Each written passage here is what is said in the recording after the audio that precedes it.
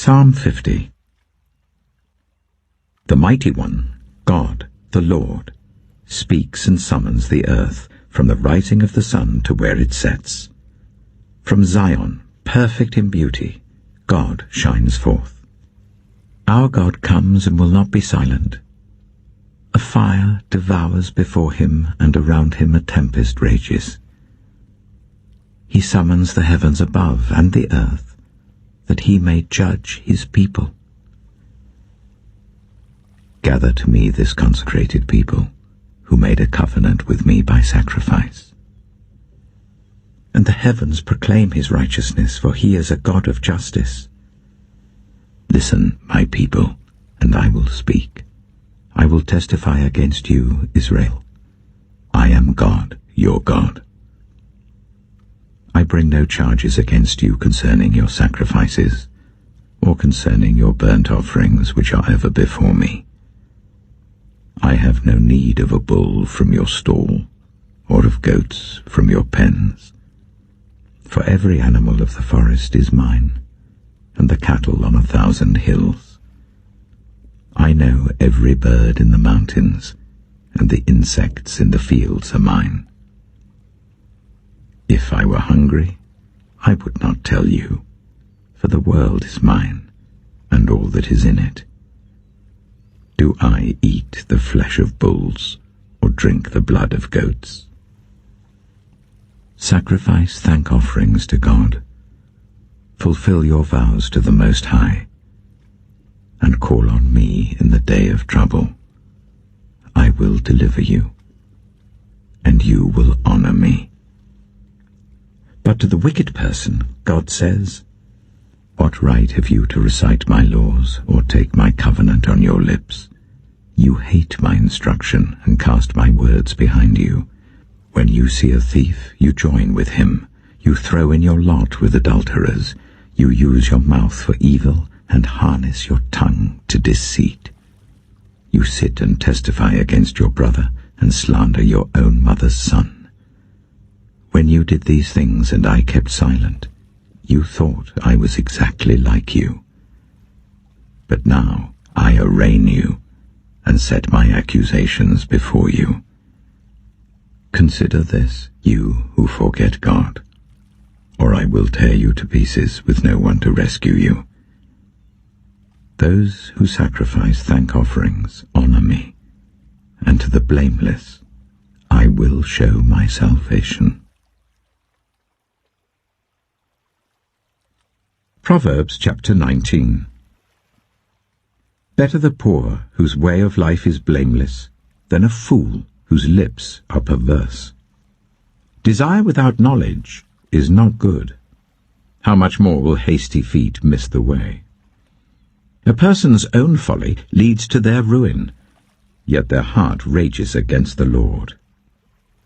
Wealth attracts many friends, but even the closest friend of the poor person deserts them. A false witness will not go unpunished, and whoever pours out lies will not go free.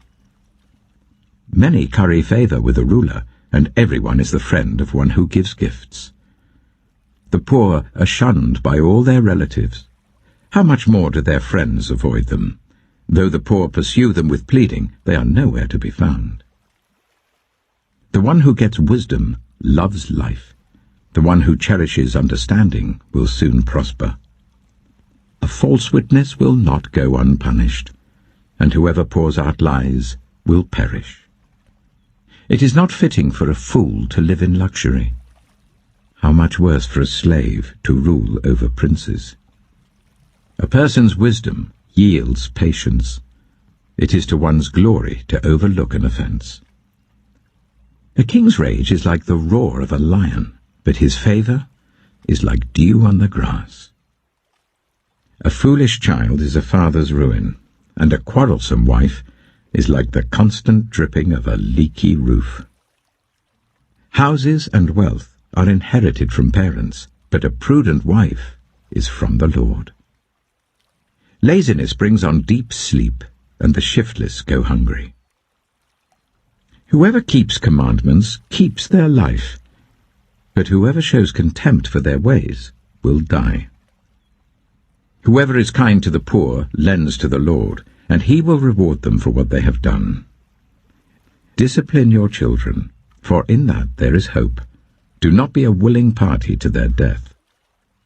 A hot-tempered person must pay the penalty. Rescue them, and you will have to do it again. Listen to advice and accept discipline, and at the end you will be counted among the wise. Many are the plans in a person's heart, but it is the Lord's purpose that prevails. What a person desires is unfailing love. Better to be poor than a liar. The fear of the Lord leads to life, then one rests content, untouched by trouble. A sluggard buries his hand in the dish. He will not even bring it back to his mouth. Flog a mocker, and the simple will learn prudence. Rebuke the discerning, and they will gain knowledge. Whoever robs their father and drives out their mother is a child who brings shame and disgrace. Stop listening to instruction, my son, and you will stray from the words of knowledge. A corrupt witness mocks at justice, and the mouth of the wicked gulps down evil. Penalties are prepared for mockers, and beatings for the backs of fools. Luke chapter 6. One Sabbath, Jesus was going through the cornfields, and his disciples began to pick some ears of corn, rub them in their hands, and eat the grain. Some of the Pharisees asked, "Why are you doing what is unlawful on the Sabbath?" Jesus answered them, "Have you never read what David did when he and his companions were hungry? He entered the house of God, and taking the consecrated bread, he ate what is lawful only for priests to eat, and he also gave some to his companions. Then Jesus said to them, 'The Son of Man is Lord of the Sabbath.'" On another Sabbath, he went into the synagogue and was teaching, and a man was there whose right hand was shriveled. The Pharisees and the teachers of the law were looking for a reason to accuse Jesus, so they watched him closely to see if he would heal on the Sabbath. But Jesus knew what they were thinking and said to the man with the shriveled hand, "Get up and stand in front of everyone." So he got up and stood there. Then Jesus said to them, "I ask you, which is lawful on the Sabbath, to do good or to do evil, to save life or to destroy it?" He looked around at them all, and then said to the man, "Stretch out your hand." He did so, and his hand was completely restored. But the Pharisees and the teachers of the law were furious, and began to discuss with one another what they might do to Jesus. One of those days, Jesus went out to a mountainside to pray, and spent the night praying to God. When morning came, he called his disciples to him and chose 12 of them, whom he also designated apostles. Simon, whom he named Peter, his brother Andrew, James, John, Philip, Bartholomew, Matthew, Thomas, James son of Alphaeus, Simon who was called the Zealot, Judas son of James, and Judas Iscariot, who became a traitor. He went down with them and stood on a level place. A large crowd of his disciples was there, and a great number of people from all over Judea, from Jerusalem, and from the coastal region around Tyre and Sidon, who had come to hear him and to be healed of their diseases. Those troubled by impure spirits were cured, and all the people tried to touch him, because power was coming from him and healing them all. Looking at his disciples, he said, "Blessed are you who are poor, for yours is the kingdom of God. Blessed are you who hunger now, for you will be satisfied. Blessed are you who weep now, for you will laugh. Blessed are you when people hate you, when they exclude you and insult you and reject your name as evil, because of the Son of Man. Rejoice in that day and leap for joy, because great is your reward in heaven. for that is how their ancestors treated the prophets. But woe to you who are rich, for you have already received your comfort. Woe to you who are well fed now, for you will go hungry. Woe to you who laugh now, for you will mourn and weep. Woe to you when everyone speaks well of you, for that is how their ancestors treated the false prophets.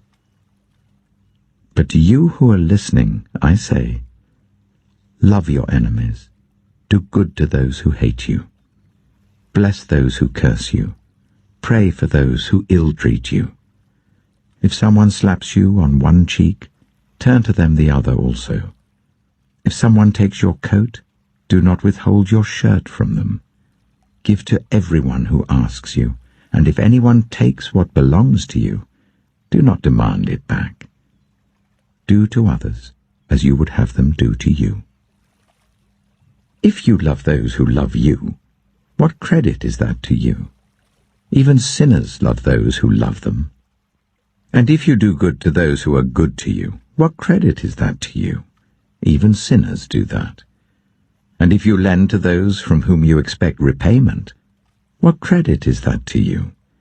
Even sinners lend to sinners expecting to be repaid in full. But love your enemies, do good to them, and lend to them without expecting to get anything back. Then your reward will be great, and you will be children of the Most High, because he is kind to the ungrateful and wicked. Be merciful, just as your Father is merciful. Do not judge, and you will not be judged. Do not condemn, and you will not be condemned. Forgive, and you will be forgiven.